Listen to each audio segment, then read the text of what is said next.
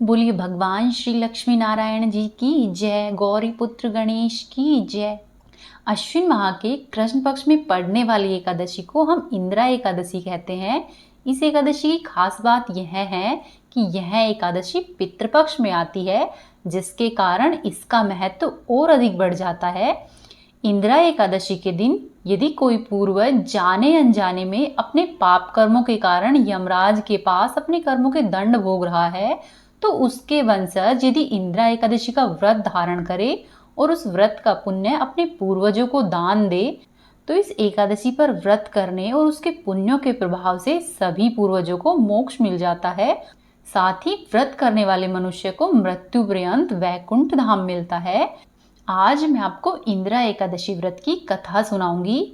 जब धर्मराज युधिष्ठिर श्री कृष्ण से सभी एकादशी की व्रत कथाएं सुन रहे थे, तब धर्मराज युधिष्ठिर कहने लगे कि हे माधव, मैंने भाद्रपद माह के शुक्ल पक्ष की एकादशी अर्थात पार्श्व एकादशी का सविस्तार वर्णन सुना है। अब आप कृपया करके मुझे अश्विन माह के कृष्ण पक्ष की एकादशी के विषय में भी बताइए कि इसका क्या नाम है, व्रत का क्या विधान है तथा इस व्रत को करने से किन फलों की प्राप्ति होती है। तब भगवान श्री कृष्ण कहने लगे कि हे धर्मराज, अश्विन माह के कृष्ण पक्ष की एकादशी का नाम इंदिरा एकादशी है। यह पापों को नष्ट करने वाली और पितरों को मुक्ति देने वाली है। इस एकादशी से संबंधित एक कथा प्रचलित है, मैं तुम्हें वह सुनाता हूँ। तुम श्रद्धा पूर्वक उसका श्रवण करो। प्राचीन काल में सतयुग में एक महिष्मती नामक नगरी थी। उस नगरी पर इंद्रसेन नाम का राजा राज्य करता था। वह राजा बड़ा ही दयालु व प्रतापी था। उस राजा के राज्य में किसी भी वस्तु की कोई कमी नहीं थी। उसकी प्रजा भी बहुत ही सुखपूर्वक जीवन व्यतीत कर रही थी। एक दिन राजा अपने दरबार में बैठा हुआ था, तो उसी समय देवर्षि नारद वहां पर आ पहुंचे। नारद जी को देखकर राजा अपने आसन से उठे और उनको भव्य स्वागत करके प्रणाम किया और उन्हें आसन ग्रहण करने के लिए कहा। इसके बाद देवर्षि नारद जी ने राजा इंद्रसेन से कहा कि हे राजन, आपके राज्य में सभी लोग सुख भोग रहे हैं। आपकी प्रजा को किसी भी प्रकार का कोई कष्ट या दुख नहीं है। मैं आपकी इस प्रकार की उदारता से अत्यधिक प्रसन्न हूँ। तब नारद जी की ऐसी बातें सुनकर राजा ने कहा कि हे भगवान, ये तो आपकी कृपा है जो कि मेरे राज्य में हर प्राणी सुख भोग रहा है। इसके बाद राजा इंद्रसेन ने महर्षि नारद जी से आने का कारण पूछा और कहा कि हे भगवान, मैं आपकी क्या सेवा करूं जिससे कि आप प्रसन्न हो जाए। राजा की बात सुनकर नारद जी बोले कि हे राजन, मैं एक बार यमलोक गया था, तो वहां पर मैंने देखा कि तुम्हारे पिता भी वहीं बैठे हुए हैं। हे राजन, तुम्हारे पिता भी तुम्हारी ही तरह बड़े ज्ञानी और धर्माता थे, किंतु एकादशी का व्रत नहीं करने के कारण वे मरने के बाद यमलोक में गए और इस कारण से वे अत्यधिक दुखी है।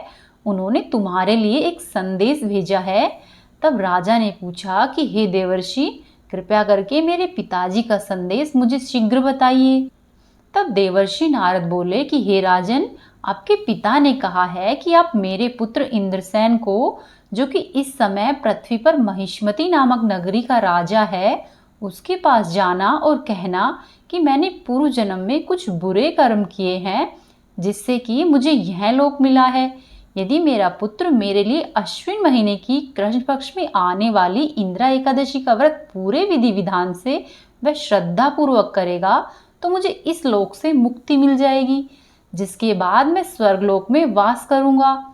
यह सुनकर राजा ने देवर्षि नारद जी से पूछा कि कृपया करके आप मुझे इंदिरा एकादशी व्रत का विधान बताइए जिससे कि मेरे पिताजी को स्वर्गलोक प्राप्त हो सके। तब नारद जी ने कहा कि हे राजन, इंदिरा एकादशी व्रत को धारण करने के लिए तुम दशमी तिथि के दिन प्रातः जल्दी उठकर स्नान आदि से मुक्त होकर किसी नदी पर अपने पितरों के नाम का श्राद्ध करना और रात्रि को पृथ्वी पर शयन करना। जिसके बाद एकादशी वाले दिन प्रातः काल जल्दी उठकर सूर्य भगवान को एक लोटे में पानी लेकर चढ़ाना। उसके बाद धूप, दीप, पुष्प, जल इत्यादि से भगवान विष्णु की पूजा करना और इस व्रत का संकल्प लेना कि मैं आज पूरे दिन निराहार रहकर इस व्रत को धारण करूंगा और सभी प्रकार के भोगों को त्याग दूंगा। और फिर दिन भर व्रत रखना। इस तरह से इंदिरा एकादशी व्रत की सभी विधि बतलाकर नारद जी वहां से चले गए। और कुछ दिनों के बाद जब इंदिरा एकादशी आई तो राजा ने इस एकादशी का व्रत पूरे विधि विधान और श्रद्धा भाव से किया और भगवान विष्णु की पूजा अर्चना की और सभी नियमों का पालन किया और फिर अपने पिता के नाम का श्राद्ध किया और अगले दिन यानी कि द्वादशी के दिन ब्राह्मणों को भोजन करवाया, दान दक्षिणा दी और उन्हें आदर पूर्वक विदा किया। उसके बाद उसने स्वयं भी भोजन ग्रहण किया। राजा इंद्रसेन के इंदिरा एकादशी का व्रत धारण करने और उसका पुण्य अपने पिता को अर्पित करने से उसके पिताजी को यमलोक से मुक्ति मिल गई और उसके पिता सदा के लिए स्वर्गलोक को चले गए। फिर आगे श्री कृष्ण कहते हैं कि हे युधिष्ठिर, यह इंदिरा एकादशी के व्रत का महात्म्य मैंने तुमसे कहा है। इसके पढ़ने और सुनने से ही मनुष्य सभी प्रकार के पापों से छूट जाता है और सब प्रकार के भोगों को भोगकर अंत में वैकुंठ लोक को प्राप्त होता है। बोली भगवान श्री लक्ष्मी नारायण की जय, माँ लक्ष्मी की जय। अब आप सुनिए माता महालक्ष्मी की कथा। बहुत पहले की बात है, पुरंदरपुर नाम का एक अत्यंत ही रमणीय नगर था। वह नगर धर्म, अर्थ, काम और मोक्ष इन चारों ही पुरुषार्थों से युक्त होने के कारण संसार भर में अत्यधिक प्रसिद्ध था। उस नगर में मंगलसेन नाम का राजा राज्य करता था। उसकी चिल्ल देवी और चोल देवी नाम की 2 रूपवती रानियां थीं। एक समय राजा मंगलसेन अपनी रानी चोल देवी के साथ महल के शिखर पर बैठे हुए थे। वहां से उनकी दृष्टि समुद्र के जल से घिरे हुए स्थान पर पड़ी। उस जगह को देखकर राजा अत्यधिक प्रसन्न हुआ और अपनी रानी से बोले कि हे चंचलाक्षी, मैं उस स्थान पर तुम्हारे लिए एक परम मनोहर उद्यान बनवाऊंगा। राजा के ऐसे वचन सुनकर रानी ने कहा कि हे कांत, आपकी जैसी इच्छा हो आप वैसा ही कीजिए। राजा ने अपने विचार के अनुसार उसी स्थान पर एक सुंदर बगीचा बनवा दिया। थोड़े ही दिनों में वह बगीचा अनेकों प्रकार की वृक्ष, लता, फूल और पक्षी गगन से संपन्न हो गया। इसी तरह से दिन बीत रहे थे। कुछ ही दिनों बाद उस उद्यान में मेघ के समान एक काले रंग का और चंचल नेत्रों से युक्त सूअर आ घुसा। उसने आकर वृक्षों को तोड़ डाला और उद्यान को चौपट कर डाला। यही नहीं, उस सूअर ने बगीचे के कई रखवालों को भी मार डाला। तब उद्यान के रक्षक उससे भयभीत होकर राजा के पास गए और सारा वृतांत कह सुनाया। अपने परम रमणीय उद्यान के उजड़ने की बात सुनकर राजा के नेत्र क्रोध से लाल हो गए। राजा ने अपनी सेना को आज्ञा दी कि शीघ्र ही जाकर उस सूअर को मार डालो। यही नहीं, राजा स्वयं भी मतवाले हाथी पर सवार होकर उद्यान की ओर चल पड़े। तब राजा बोला कि यदि किसी की बगल से यह सूअर निकल जाएगा तो मैं उस सिपाही का सर शत्रु की भांति काट डालूंगा। राजा के ऐसे वचन सुनकर वह सूअर जिस भाग में राजा खड़ा था उसी मार्ग से मनुष्यों को विदीर्ण करता हुआ निकल गया। राजा अपने हाथी को मारता ही रह गया परंतु सूअर को नहीं पकड़ सका। राजा लज्जित होकर उस सूअर का पीछा करते हुए सिंह और बाघों से युक्त घोर वन में जा निकला। सूअर से मुठभेड़ हुई और राजा ने अपने बाण से उसको भेद दिया। बाण लगते ही सूअर अपने अधम शरीर को छोड़कर दिव्य गंधर्व के रूप में प्रकट हो गया और विमान पर चढ़कर स्वर्ग की ओर जाने लगा। तब गंधर्व ने राजा से कहा कि हे राजन, आपने मुझे सूअर योनि से छुड़ाकर बड़ी ही कृपा की है। मैं चित्ररथ नाम का गंधर्व हूँ। एक समय जब ब्रह्मा जी देवताओं के बीच में बैठे हुए मेरा गायन सुन रहे थे तब मुझसे ताल स्वर की भूल हो जाने के कारण उन्होंने रुष्ट होकर मुझसे श्राप दिया था कि तू पृथ्वी पर सूअर होगा। जिस समय राजा मंगलसेन तुझे अपने हाथों से मारेंगे तभी तू सूअर की योनि से मुक्त होगा। इसीलिए ही यह श्राप आज पूर्ण हुआ है। हे राजन, मैं आपका अत्यधिक कृतज्ञ हूँ। आप भविष्य में महालक्ष्मी व्रत करिए जिससे कि आप सार्वभौमिक राजा हो जाएंगे, ऐसा मेरा आशीर्वाद है। इतना कहकर वह चित्ररथ नाम का गंधर्व राजा मंगलसेन को आशीर्वाद देकर अंतर्धान हो गया। राजा भी वहां से अपने नगर में जाने के लिए तैयार हुआ। जैसे ही वह तैयार हुआ त्यों ही उसने एक ब्राह्मण को देखा। राजा ने ब्राह्मण से प्रश्न किया कि हे देव, आप कौन हैं? इस पर ब्राह्मण ने उत्तर दिया कि हे राजन, मैं आप ही के राज्य का एक नागरिक हूँ। आप इस समय दुखी दिखाई देते हैं, इसीलिए कहिए मैं आपकी क्या सेवा कर सकता हूँ। तब राजा ने ब्राह्मण से कहा कि वह उसके घोड़े को निकट के जलाशय से पानी पिलवा लावे। ब्राह्मण ने ऐसा ही किया। वह राजा के घोड़े की पीठ पर सवार होकर जलाशय की ओर जाने लगा। बटुक जलाशय के निकट पहुंचकर देखता है कि वहां पर दिव्य वस्त्र और अलंकार पहने हुए बहुत सी स्त्रियां कथा कह रही है। उसके बाद वह बटुक भी उन स्त्रियों के पास गया, अपना परिचय दिया और अनेक प्रकार के प्रश्न करने लगा। उस बटुक ने पूछा कि आप यहाँ पर भक्ति भाव से क्या कर रही है और इसके करने से क्या फल मिलता है। इन देवियों ने तरस खाकर उस ब्राह्मण से कहा कि यहाँ महालक्ष्मी जी की पूजा हो रही है और जो कथा हम कह रही है यह उसी व्रत की कथा है, इसीलिए आप एकाग्रचित होकर इस कथा को सुने।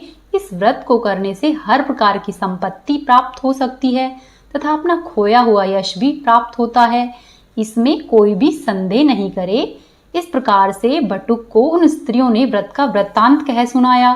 बटुक ने घोड़े को जल पिलाया, राजा के लिए कमल के पत्ते व जल लेकर वहां से वापस लौट आया।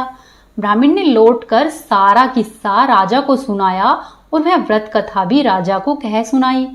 महालक्ष्मी जी का व्रत व पूजन करके राजा अपने ऐश्वर्य का भागी बनकर उस बटुक को साथ लेकर अपनी राजधानी को लौट आया। सबसे पहले राजा अपने मित्र बटुक के साथ अपनी बड़ी रानी चोल देवी के महल में जाता है। रानी राजा के हाथ में बंधा हुआ डोरा देखकर रुष्ट हो जाती है। वह सोचती है कि वन में यह डोरा किसी अन्य स्त्री ने राजा के हाथ में बांधा है। ऐसा विचार करके वह डोरा राजा के हाथ से तोड़कर फेंक देती है। उसी समय राजा की छोटी रानी चिल्ल देवी वहां पर आ पहुंचती है और उस डोरे को उठा लेती है और अपने पास खड़े बटुक से उस डोरे का रहस्य जान लेती है। फिर अगले वर्ष जब महालक्ष्मी जी के व्रत का दिन आता है, तब राजा अपने हाथ के डोरे को देखता है और चिल्ल देवी के महल में व्रत पूजा आदि का संदेश पाकर वहां पहुंच जाता है। इस प्रकार से चोल देवी से देवी नाराज हो जाती है और चिल्ल देवी से माता महालक्ष्मी प्रसन्न रहती है। पूजन के दिन ही लक्ष्मी जी चोल देवी रानी के महल में एक वृद्ध का रूप धारण करके पहुंचती है।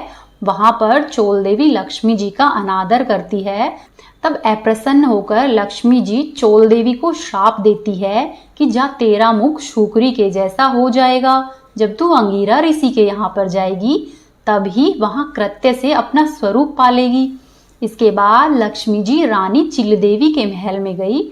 वहां पर रानी ने उनका बड़ा आदर किया तो लक्ष्मी जी प्रसन्न हुई और उन्होंने कहा कि हे रानी, मैं तेरे पूजन तथा आदर सत्कार से प्रसन्न हुई हूँ, तू वरदान मांग। तब छोटी रानी ने कहा कि हे देवी, जो भी तुम्हारे इस व्रत को करे उसके घर में सदा ही निवास करो तथा जो भी इस व्रत की कथा को पढ़े या सुने उसकी सभी मनोकामना पूर्ण किया करो। मैं आपसे यही वरदान चाहती हूँ। तब लक्ष्मी जी उसका मनोवांछित वरदान देकर अंतर्धान हो गई। उस दिन रानी चोल देवी सुकरी जैसा मुख हो जाने के कारण अपने द्वारपालों के द्वारा अपमानित होती है। जब रानी अपना मुख दर्पण में देखती है तो बहुत ही पछताती है। फिर वह लक्ष्मी जी के बताए अनुसार अंगीरा ऋषि के कहे अनुसार महालक्ष्मी जी का व्रत करती है और वह फिर से अपना खोया हुआ रूप प्राप्त कर लेती है। ऋषि के आग्रह से राजा मंगलसेन अपनी बड़ी रानी को फिर से ग्रहण कर लेता है। इस प्रकार राजा अपनी दोनों पत्नियों के साथ बहुत वर्षों तक राज्य करता है और वह अपने समय का चक्रवर्ती राजा बन गया और उन्होंने बटुक ब्राह्मण को भी विशाल राज्य का मंत्री बना दिया। वह राजा अपनी दोनों पत्नियों के इस व्रत को निरंतर करने के कारण अंत में स्वर्गलोक गए और आकाश में उन्होंने श्रवण नक्षत्र का रूप भी प्राप्त हुआ। जो भी मनुष्य इस व्रत को प्रेम पूर्वक करेगा वह मनुष्य इस लोक के समस्त सुख को प्राप्त करेगा और अंत में वह मोक्ष को पाएगा। हे माता लक्ष्मी, जैसी आपने छोटी रानी पर कृपा की है वैसे ही हम सभी पर करना। इस कहानी को कहने वाले, सुनने वाले और होकारा भरने वाले सब पर अपना आशीर्वाद बनाकर रखना। ये थी आज की कहानियाँ। उम्मीद है आपको पसंद आई होगी। वीडियो को लाइक करें, वीडियो को अधिक से अधिक अपने दोस्तों के साथ या रिश्तेदारों के साथ शेयर करें।